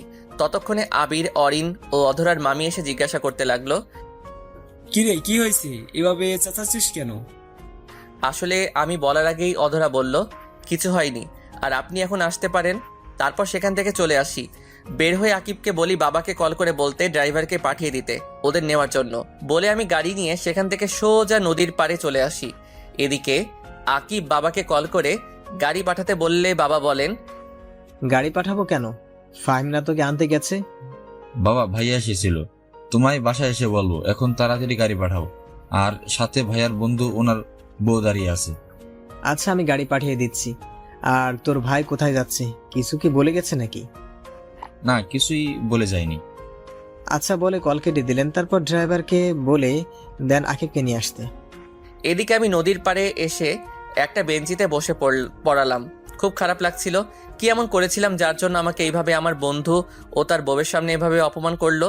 কিছুক্ষণ পর মনে হলো পিছনে এসে একটা গাড়ি দাঁড়ালো, তাই পিছনে তাকালাম। দেখলাম বাবা গাড়ি থেকে নামলেন, নেমে আমার দিকে এগিয়ে এলেন, এসে আমার পাশে বসলেন। বসে, তোর মন খারাপ কেন জানতে পারি কি? কিছু হয়নি বাবা। আমার ছেলেটা আজ এত বড় হয়ে গেছে, এখন নিজের দুঃখ নিজের মধ্যে চেপে রাখতে জানে। আর আমাকেও এখন সেটা বলতে চায় না। বাবা তেমন কিছুই না। যদি কিছু নাই হতো তাহলে এই রাতের বেলা এই নদীর পাড়ে এসেছিস আর কি লুকানোর চেষ্টা করছিস? আমি সবটাই জানি। বাসায় এসে আকিব আমাকে সব বলেছে। ও আচ্ছা। চল বাসায় যাবি, আর এই বিষয় নিয়ে পরে আলোচনা করা যাবে। তারপর বাবা ড্রাইভারকে বলল গাড়ি নিয়ে চলে যেতে। পরে আমি আর বাবা আমার গাড়িতে করে চলে এলাম। বাসায় এসে ফ্রেশ হয়ে নিলাম। তারপর ডিনার করে গিয়ে ঘুমিয়ে গেলাম। কারোর সাথে তেমন কোনো কথা বলিনি। পরের দিন ঘুম থেকে উঠে ফ্রেশ হয়ে নাস্তার টেবিলে চলে গেলাম। সাথে আবির ও অরিনও আছে। সবাই মিলে নাস্তা করছিলাম। এমন সময় বাবা বললেন, আমি চাচ্ছিলাম ফাহিমের বিয়েটা গ্রামের বাড়িতে গিয়ে করানোর জন্য। এমনিতেও গ্রামে তেমন একটা যাওয়া হয় না, আর ওর চাচা চাচিরাও তো গ্রামে থাকে। এটা ঠিকই বলেছো তুমি, এটা করলেই ভালো হবে। আমি ভাবছিলাম যে আগামী সপ্তাহের শুক্রবার বিয়ের কাজটা শেষ করে ফেলতে, আর তুমি আজকে গ্রামে চলে যাবে। এত তাড়াতাড়ি করার কি প্রয়োজন? প্রয়োজন আছে বলেই তো বলছি, যা বললাম সেটাই যেন হয়। বলে বাবা খাবার খেয়ে অফিসের উদ্দেশ্যে চলে গেল। আমরাও নাস্তা করে নিলাম। তারপর আবিরদের নিয়ে বেরিয়ে পড়লাম শহর ঘুরে দেখাতে। অনেক বছর পর আবির দেশে আসলো, আর অরিনের তো জন্মই সেখানে, তাই তাদের নিয়ে ঘুরতে বের হলাম। ঢাকার প্রায় সব জায়গায় আমরা ঘুরে দেখে ফেললাম। সন্ধ্যায় বাসায় এসে ফ্রেশ হয়ে নিলাম। তারপর সবাই মিলে আড্ডা দিতে লাগলাম। অরিন আবার তেমন বাংলা বলতে পারে না, কারণ জন্মের পর থেকেই সেখানে থেকেছে তো, তাই ইংলিশটাই ভালো পারে। আর ওদেরকে আমি 1 মাস এখানে থাকতে বলেছি, আর এই কয়দিনে ওকে বাংলা শেখানোর দায়িত্ব মাকে দিয়েছি। আমি মাকে বললাম, মা বলছিলাম কি, আজকে তো বুধবার, তাই যদি শনিবার গ্রামে যাই তাহলে কেমন হবে? তোর বাবা যখন বলেছে নিশ্চয়ই কিছু ভেবেই বলেছে, তাই তুই কালকেই চলে যা, আর সাথে আবির আর অরিনকেও নিয়ে যা। আচ্ছা ঠিক আছে। কতদিন পর দেশে এলাম, একটু শান্তিতে বাসায় থাকবো, সেটাও হচ্ছে না। ফিসফিস করে কি বলতেছিস? কই কিছু বলিনি তো। কিছুক্ষণ পর বাবাও এসে গেলেন। পরে সবাই একসাথে ডিনার করে নিলাম। ডিনার করার পর আমি রুমে গিয়ে গিফটগুলো নিয়ে আসলাম। পরে সবাইকে নিজেদের গিফটগুলো বুঝিয়ে দিলাম। সব থেকে বেশি গিফট আকিবের জন্য এনেছিলাম, আর অধরার জন্য আনা গিফটগুলো আমার লকারে রেখে দিলাম। গিফটগুলো বুঝিয়ে দেওয়ার পর ঘুমাতে চলে এলাম। কিছুক্ষণ পর আকিব আমার রুমে এসে বলল সে নাকি আমার সাথে ঘুমাবে। আমি আর মানা করতে পারলাম না। শুয়ে পড়ার পর আকিব অধরার কথা বলা শুরু করলো। এদিকে আমি ঘুমিয়ে পানি। আজকে অনেক ধকল গেল, তো সকালে তাই শুয়ে পড়ার পরই চোখটা লেগে যায়, আর আমি চলে গেলাম ঘুমের অতল দেশে। আকিব আমার কোনো সাড়া না পেয়ে সেও কিছুক্ষণ ঘুমিয়ে গেল। সকালে ঘুম থেকে উঠে দেখি আকিব আমাকে কোলবালিশের মতো জড়িয়ে ধরে ঘুমিয়ে আছে। তাকে আমার থেকে ছাড়িয়ে আমি ফ্রেশ হতে যাই। ফ্রেশ হয়ে এসে আকিবকে ডেকে তুলে দিলাম, কারণ আজকে আকিবের স্কুল আছে, তাই ওকে ডেকে তুলে ফ্রেশ হতে পাঠিয়ে দিলাম। আকিব ফ্রেশ হয়ে এলে আমরা নিচে যাই নাস্তার টেবিলে। গিয়ে দেখি সবাই আমাদের 2 ভাইয়ের আগেই উঠে গেছে আর নাস্তার টেবিলে বসে আছে। কিছুক্ষণ পর মা এসে নাস্তা দিয়ে গেল। আমরা নাস্তা করতে শুরু করলাম। তখন বাবা জানতে চাইলো যে কবে আমি গ্রামের বাড়ি যাব। আমাদের সেখানে যাওয়ার কথা শুনেই আকিবও বায়না ধরল যে আমাদের সাথে যাবে, কিন্তু বাবা দিতে রাজি না। এক পর্যায়ে আকিব কান্না শুরু করে দিল, তাও বাবা তাকে যেতে দিতে রাজি না, কারণ আকিবের স্কুল খোলা প্লাস প্রাইভেট, এইসবের বাহানা দিচ্ছে বাবা। তখন আকিব বলে, প্রাইভেট নিয়ে তো কোনো সমস্যা হয় না, অধর আব্বুকে সাথে নিয়ে গেলেই তো হয়। প্রাইভেট ঠিক আছে, কিন্তু স্কুল যে বন্ধ হবে তার কি হবে? তখন আকিব আমাকে ইশারায় বলে বাবাকে রাজি করাতে। তখন আমি বললাম, বাবা থাক না, কিছুদিন স্কুল বন্ধ হলে কিছু হবে না। কিন্তু বাপ, সামনে তোর জেএসসি পরীক্ষা। ওইটা কোনো ম্যাটার না, এই কয়দিন বন্ধ করলে কিছু হবে না, আর প্রাইভেট তো পড়বেই। কিন্তু দেখো বাবা, আর কোনো কিন্তু না, তাহলে কিন্তু আমিও গ্রামের বাড়ি যাব না। এমনিতে অনেক ক্লান্ত, কালকে মাত্র আসলাম, আর তুমি আজকে আবার গ্রামে যেতে বলতেছো। আচ্ছা, যা ভালো হয় তাই কর। এই তো আমার ভালো বাবা, তাহলে আজকে বিকেলেই গ্রামে যাব। আকিব স্কুল থেকে আসলে তখনই, আন্টি আমি কি আসতে পারি? কথাটা শুনে সবাই দরজার দিকে তাকালাম। তাকিয়ে দেখি অধরা এসেছে। তাকে দেখে মা এগিয়ে গেল, গিয়ে জিজ্ঞাসা করলো, কি রে মা, কেমন আছিস? আমাদের তো মনে হয় ভুলেই গেছিস। না আন্টি, তোমাদের ভুলি কি করে? এই আন্টি কি রে? মা বলবি? আজ বাদে কাল আমার ঘরের বউ হয়ে আসবি, এখনো আন্টি বলে ডাকিস? আর এতদিন তোর কোনো দেখা নেই যে। তা মা, এখন শরীর কেমন আছে? জি, এখন আগের থেকে ভালো আছি। তা আকিব কি স্কুলে যাবে না নাকি? হ্যাঁ যাবে তো, আকিব যা, গিয়ে রেডি হয়ে নে তাড়াতাড়ি। আর তুই আয়, এসে নাস্তা করে নে। না আন্টি, মানে মা, এখন কিছু খাবো না। তা বললে তো হবে না, এখন তো না খেয়ে দিব না। আয় আকিব, রেডি হয়ে আস্তে আস্তে খেয়ে নে। তারপর অধরা এসে খাবার টেবিলে বসে পড়ল, সবার সাথে কুশল বিনিময় করে নিল, প্লাস আবির আর অরিনের সাথে পরিচিত হয়ে নিল। ততক্ষণে আমি আমার রুমে এসে রেডি হয়ে নিলাম।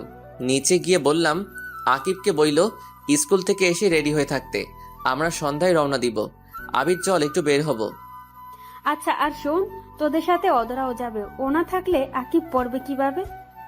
তুমিও বাবার মতো শুরু করে দিয়েছো। সেখানে আমিরা ঘুরতে যাচ্ছি, সেখানে গিয়ে কি পড়ালেখা করবে? ও যেখানে আমরা ঘুরবো, আর ওনার আমাদের সাথে যেতে হবে কেন?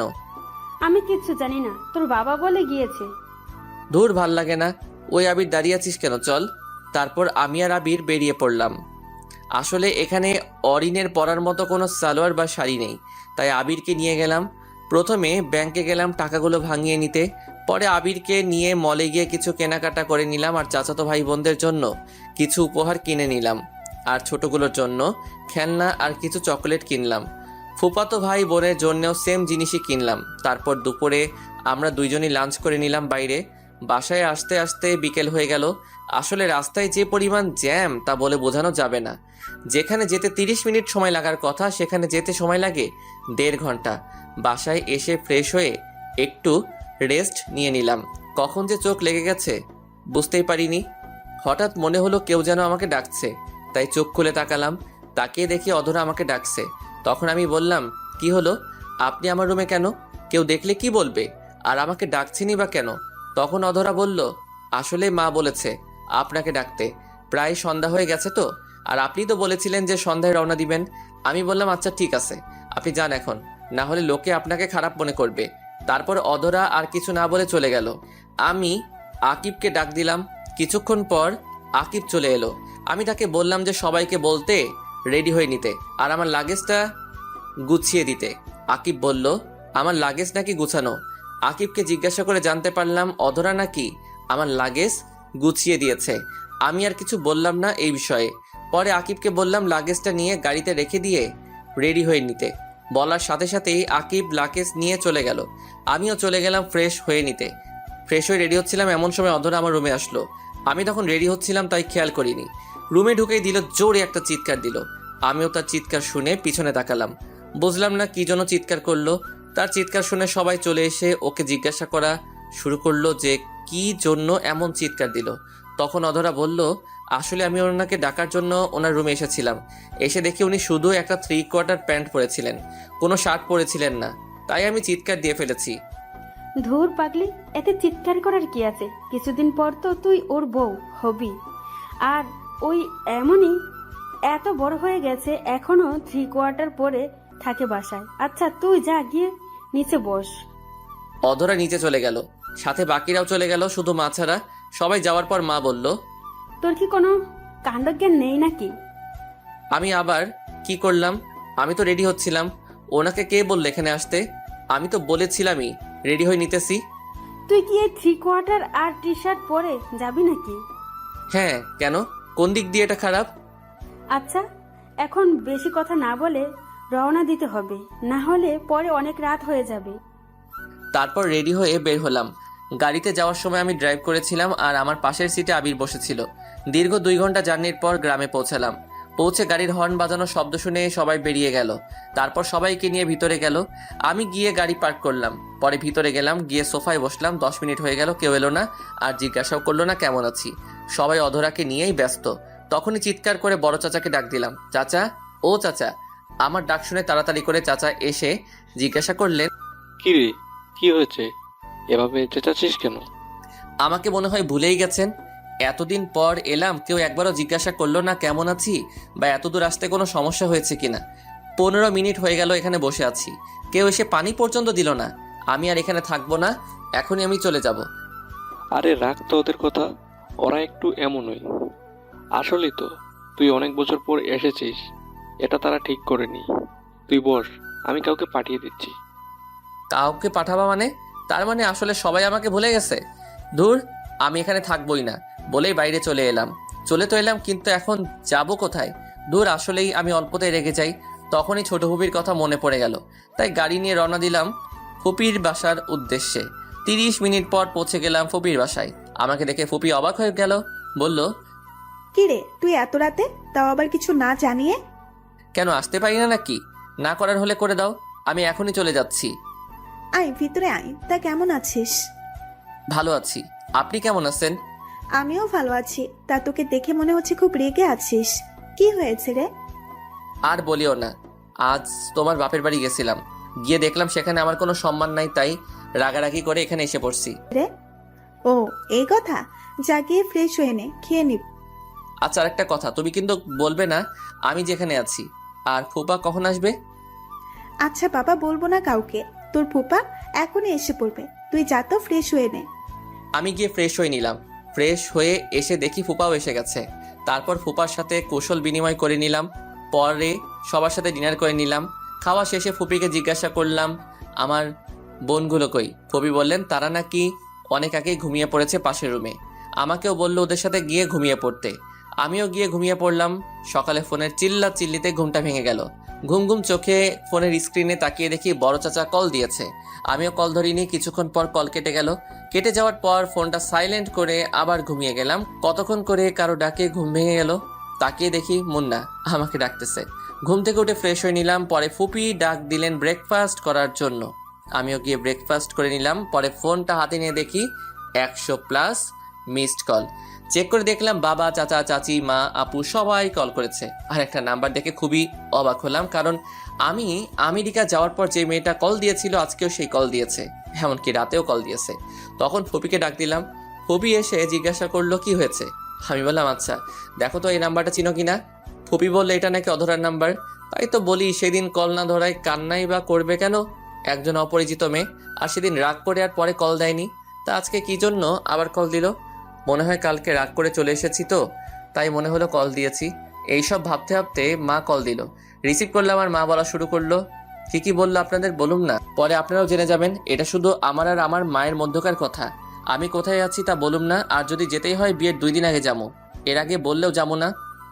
ভালোই ভালোই বলছি আয় তাড়াতাড়ি। তোর চাচা সকালে যখন বলেছে যে তুই নাকি রাতে রাগ করে বের হয়েছিলি আর ফিরিসনি, সকালেও নাকি কল ধরিসনি, তখনই আমি বাবা ছুটে চলে আসি। কবি বলেছেন যেখানে তোমার সম্মান নেই সেখানে তুমি যেও না, তাই আজকে আমি ফিরছি না।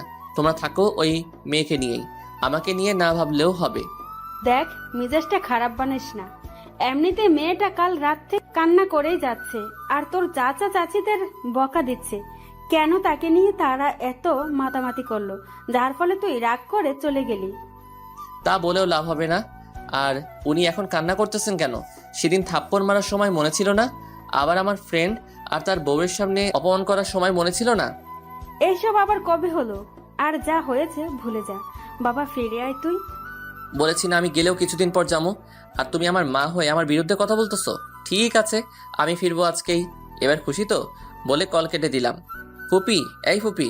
ফুপি তাড়াতাড়ি করে এলো, এসে জিজ্ঞাসা করলো কি হয়েছে, এভাবে কান্না করতেছিস কেন? আমাকে কেউ ভালোবাসে না। কেন, আবার কি হলো? এখন মাও কল দিয়ে আমাকে বকা দিল। এটা কিন্তু ঠিক হয়নি। আমি ভাবিকে বলবো তোকে যেন আর বকা না দেয়। আর শোন, আমি রান্না করতেছি আজকে তোর সব পছন্দের খাবার। যা গিয়ে গোসল সেরে আয়। কয়টা বাজে যে এখনই গোসল দিব? 12:30 বাজে। যা গোসল করে আয়, কিছুক্ষণ পর তোর ফুপাও চলে আসবে। আজকে এত তাড়াতাড়ি ফুপা চলে আসবে যে? আসলে সকালে ভাবি কল দিয়ে বলছে আজকেই যেতে, সবাই নাকি আজকেই আসবে। ও তাহলে এই ব্যাপার। যা তাড়াতাড়ি গিয়ে গোসল সেরে নে, তারপর সবাই একসাথে গিয়ে রওনা দিব। তারপর আমি গিয়ে গোসলটা সেরে নিলাম। পরে নামাজ আদায় করলাম। ফুপা আসার পরে সবাই একসাথে দুপুরের খাবার খেলাম। খেয়ে কিছুক্ষণ রেস্ট নিলাম। এরই মধ্যে সবাই রেডি হয়ে নিল। পরে সবাই মিলে রওনা দিলাম। 1 ঘন্টা পর বাসায় পৌঁছালাম। আসলে ভাই কি বলবো, রাস্তায় যে পরিমাণ জ্যাম, তার উপরে আবার রং সাইড দিয়ে লোকেরা গাড়ি ঢুকিয়ে দেয়, যার ফলে জ্যামের সৃষ্টি হয়। আর ট্রাফিক পুলিশও নিজেদের কাজ ঠিকমতো করতে পারে না, শুধু দেখে কিভাবে টাকা খাওয়া যায়। আর এই জ্যামের কারণে 30 মিনিটের জায়গায় 1 ঘন্টা লাগলো। বাসায় এসে দেখি সবাই মিলে ডাইনিং রুমে বসে গোল মিটিং করতেছে। ভিতরে ঢুকে তাদের কাছে গেলাম। তাদের রিয়াকশন দেখে মনে হইতেছে এখানে কেউ নেই। তখন বললাম, দূর কেউ কি কথা বলবা না নাকি? দূর এইভাবে কল করে ডেকে এনে এখন কেউ কিছু বলছে না। থাকো তোমরা, আমি ফিরে গেলাম আবার। এইবার আর আসমই না, গিয়ে আমেরিকা চলে যাব। ভাবি তোরা কি থাকবি নাকি আমার সাথে যাবি? সরি রে, আমরা এখানেই থাকছি, তুই চাইলে যেতে পারিস। তুই বন্ধু নামের কলঙ্ক, থাক তুই, আমি গেলাম বলে চলে আসতে নিলাম, তখনই ঝড়ের গতিতে কে জানি এসে আমাকে জড়িয়ে ধরলো। আমিও ধাক্কা সামলাতে না পেরে মাটিতে পড়ে গেলাম। আর যে জড়িয়ে ধরেছিল সে আমার উপরে পড়েছে। চোখ খুলে তাকিয়ে দেখি যে আমাকে জড়িয়ে ধরেছে সে আর কেউ নয়, অধরা। এদিকে তো লজ্জায় আমার মাথা কাটা যাচ্ছে। সবাই বলে ছেলেদের লজ্জা থাকতে নেই, আপনারাই বলুন তো মিয়া, একটা মেয়ে যদি ছেলেটার পরিবারের সবার সামনে এভাবে জড়িয়ে ধরে তাহলে তো ছেলেটা লজ্জা পাবেই। আমার ক্ষেত্রেও সেটাই হয়েছে। কোনো রকম ওকে ছাড়িয়ে উঠিয়ে দাঁড় করালাম। যেই একটা থাপ্পড় দিতে যাব তখনই চোখ বন্ধ করে নিল। মেয়েটার মুখটা দেখে কেমন যেন বুকের পাশটা নড়াচড়া করে উঠল, তাই আর থাপ্পড় দিলাম না। সরাসরি জিজ্ঞাসা করলাম, কি হলো? শুনলাম কাল রাত থেকে রাখি কিছুই খাননি। অধরা তখন চোখ খুলে তাকিয়ে জবাব দিল, কে বললো আমি খাইনি? আমি তো রাত্রিবেলাও খেয়েছি। তার মানে সবাই আমাকে মিথ্যা কথা বলেছে? তুমি আমার মা হয়ে আমার সাথে এটা করতে পারলা? আরে সত্যি বলেছি, ও কাল থেকে কিছুই খায়নি, শুধু কান্না করেছে। 1 মিনিট তুই দাঁড়িয়ে আছিস কেন? তুই না চলে যাচ্ছিস? তাহলে চলে যা। কে আমার ছেলেটাকে বের করে দিচ্ছে দেখি তো। কথাটা শুনে পিছনে তাকিয়ে দেখি মেজ ফুপি, ফুপা আর ওনার মেয়েরাও এসেছে। আমিও একটু কান্না কান্না ভাব নিয়ে ফুপিকে বললাম, দেখো ফুপি, আমি এতদিন পর বাসায় আসলাম আর আমাকে বাসা থেকে বের করে দিচ্ছে। এটা তো ঠিক না। আমার বাবাটা কত বছর পর এসেছে আর তোমরা ওর সাথে এমন করছো কেন?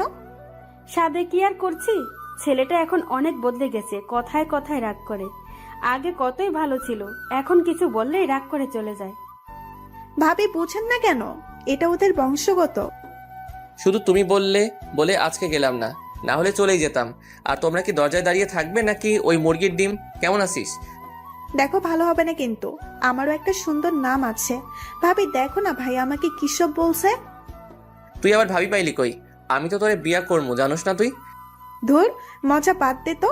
যা তোর রুমে যা, আমরাও গিয়ে ফ্রেশ হয়ে নেই। ফুপিরা চলে গেল ফ্রেশ হতে, আমিও আমার রুমে চলে গেলাম। রুমে গিয়ে ফ্রেশ হয়ে নিলাম। ফ্রেশ হয়ে বের হয়ে দেখি আমার গাড়ির চাবিটা টেবিলের উপর নেই। তখনই চেঁচিয়ে মাকে ডাক দিলাম। মা এসে বললেন, কি হয়েছে? সারের মতো চেঁচাচ্ছিস কেন? সাদিকে চেঁচাচ্ছি? আমার রুমে কে এসেছিল আর আমার গাড়ির চাবি কই? যে তোর রুমে এসেছিল সেই গাড়ির চাবি নিয়ে গেছে। সেটাই জানতে চাইছি, কে আমার রুমে এসেছিল?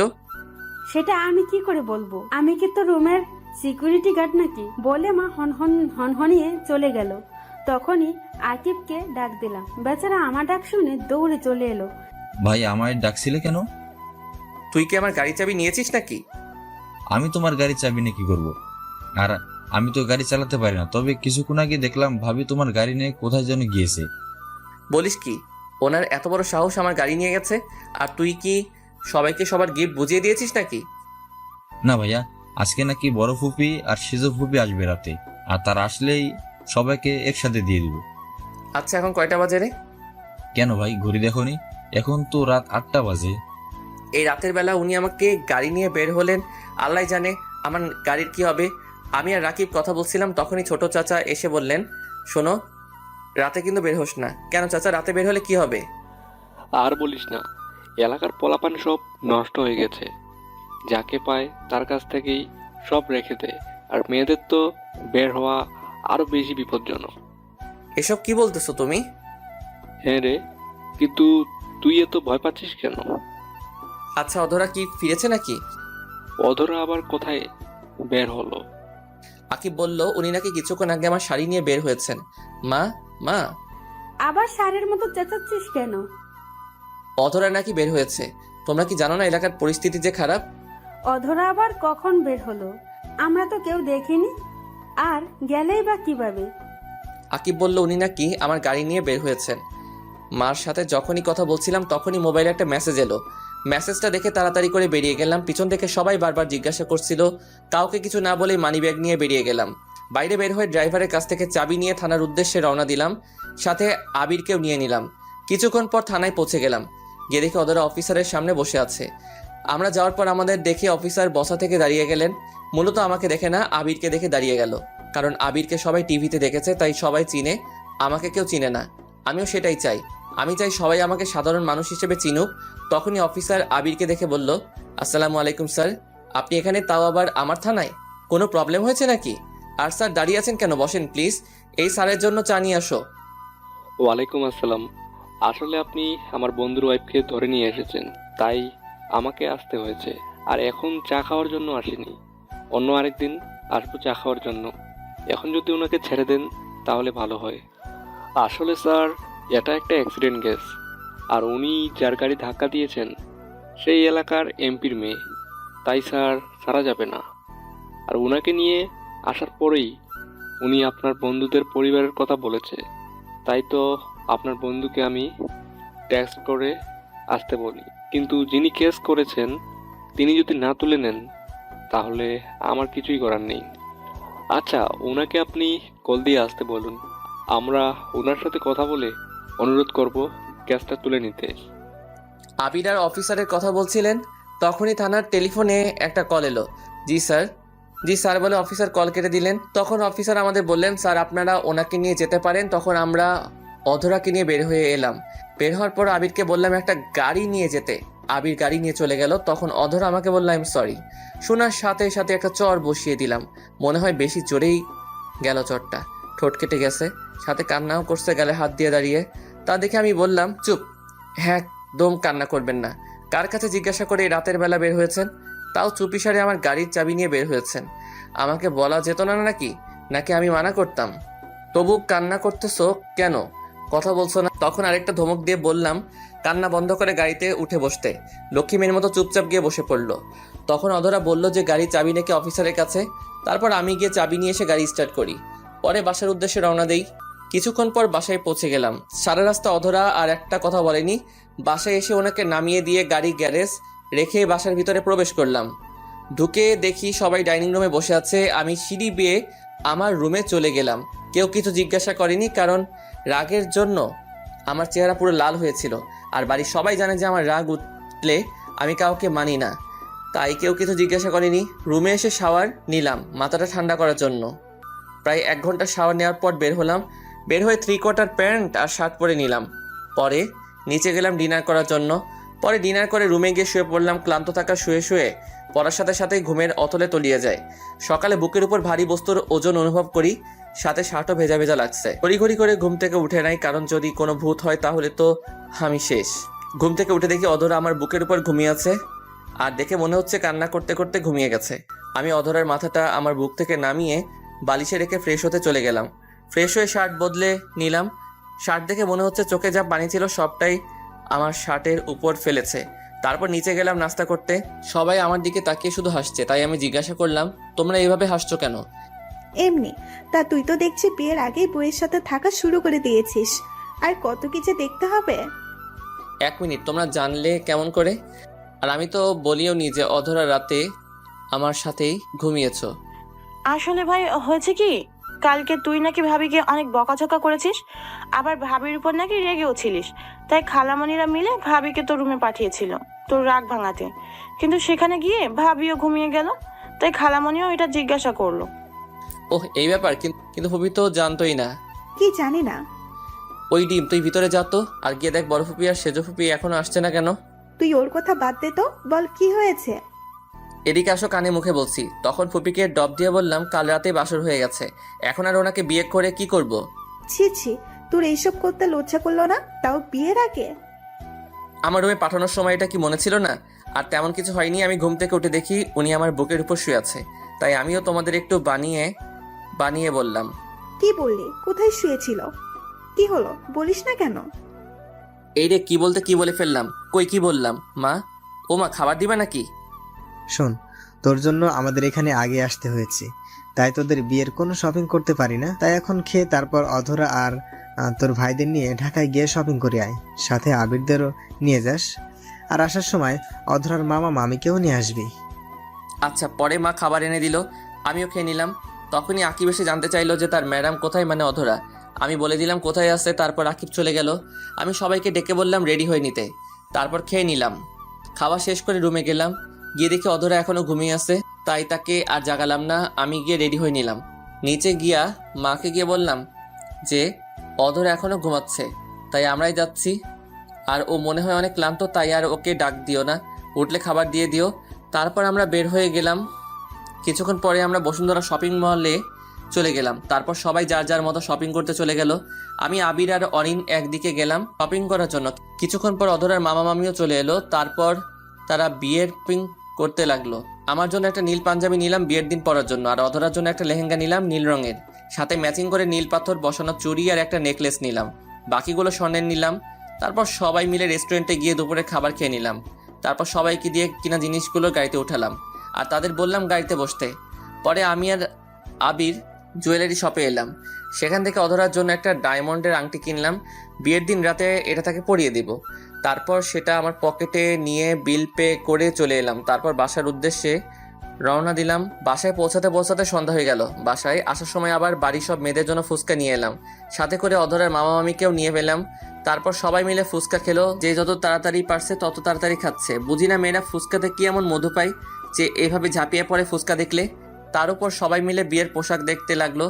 সব শেষে মা জিজ্ঞাসা করলো যে কিছু বাকি আছে কিনা। আমি বললাম 2 লাখ টাকার শপিং করেছি। এরপরেও যদি বলো কিছু বাকি থাকে তাহলে পুরো শপিং মলটাই নিয়ে আসতে হবে। তারপর সবাই একসাথে রাতের খাবার খেয়ে যে যার মতো করে ঘুমাতে চলে গেল। এইভাবেই কোনো দিক দিয়ে যে 7 দিন কেটে গেল বুঝতেই পারিনি। আজকে আমাদের গায়ে হলুদ, আর গায়ে হলুদ বাড়িতেই হবে দুজনের একসাথে, আর বিয়েটা হবে কমিউনিটি সেন্টারে। দেখতে দেখতে সন্ধ্যা হয়ে গেল। আমাকে গায়ে হলুদ দেওয়ার জন্য রেডি করলো। একটা হলুদ পাঞ্জা আর সাদা পায়জামা পরিয়ে স্টেজে নিয়ে যাওয়া হলো। আমাকে আর অধরাকে পাশাপাশি বসানো হয়েছে। অধরাকে যে পরিমাণে সুন্দর লাগছে তা বলে বোঝানো যাবে না। হলুদ শাড়ির সাথে হালকা মেকআপ, চোখে কালো কাজল।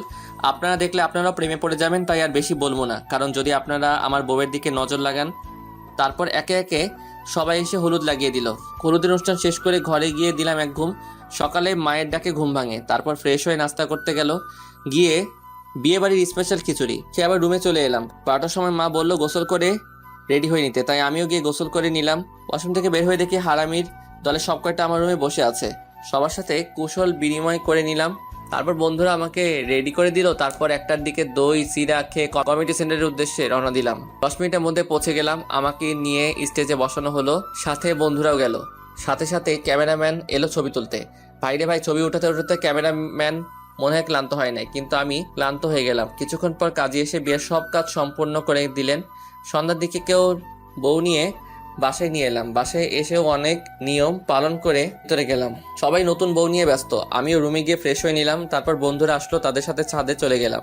12টার সময় আপু আর মা গিয়ে আমাকে নিয়ে এলো, সাথে সাথে দুলাভাইও ছিল। রুমের সামনে গিয়েও ঝামেলায় পড়লাম। ওদের নাকি 1000 টাকা না দিলে ভিতরে যেতে দিবে না। তখন আবির বলল যে তাদের টাকা দিয়ে দিব। তারপর আবির চাবি নিয়ে দরজা খুলে দিল।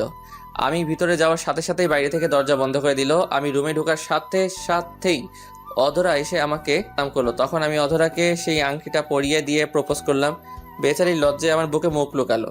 তারপর রুমের লাইট অফ করে দিল।